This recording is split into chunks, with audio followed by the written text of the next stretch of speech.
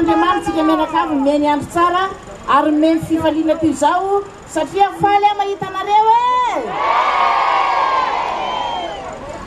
dia tsy ho adiniko izao fitiavanareo izao fa dia ho tsaroko tsara nosipatana rehefa eo amin'ny fitondrano neny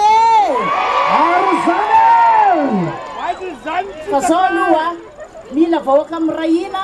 mila vahoaka miray saina mila vahoaka miasa miaraka fa ny tombontsoa dia ombona antsika rehetra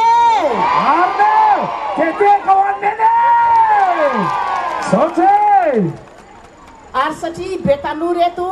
dia tsy adintsika amin'ny fialam-boly fa dia ataontsika maro be dia be ny karazany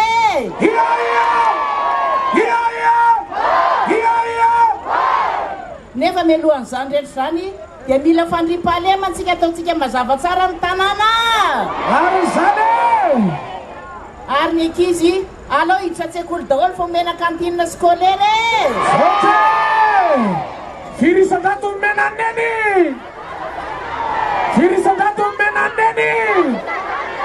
atao venoneny firisan-dato menaneny sotre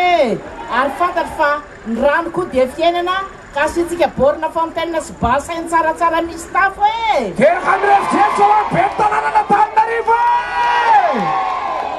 nefa na izany ara dia mivavaka tsara tsika satria ny finoantsika dia rahana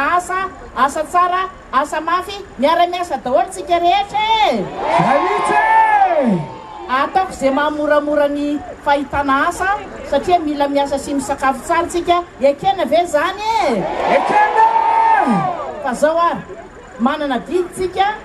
dia mandeha mifidy amin'ny raiky amin'ny 30 jolay firy ary le numéro firy ary le numéro misaotra alatsao ny enina fa tsy ameniny tsika dia mamerina fisaorana sy fakasitrana anareo amin'ny fahatongavana maro be toy izao sarobidy ihaniko izao ka tsy ho adiniko fa valiko fitiavana be dia be zay ary fa samy hotahin'Andriamanitra daholo sotra teka mirevitrevitra ho anneny aza dininy rapitso eo na midada sinentsika aiza ery mikandra amin'ny maki mivavaka maraina etandrotsika manomboka eny teka mirevitrevitra eny ny fotoanatsika miaraka amin'iza dada sineny marana fafiry enina ihany narotsakitsika dia tsy aneniny anao misaotra tompoko mahafinaritra ny tenineny valiko fitiavana nareo ary raha tianareo zay tenineny zay mety eka amin'ny revitrevitriny eny ataoko mafimafy le tehaka misaotra tompoko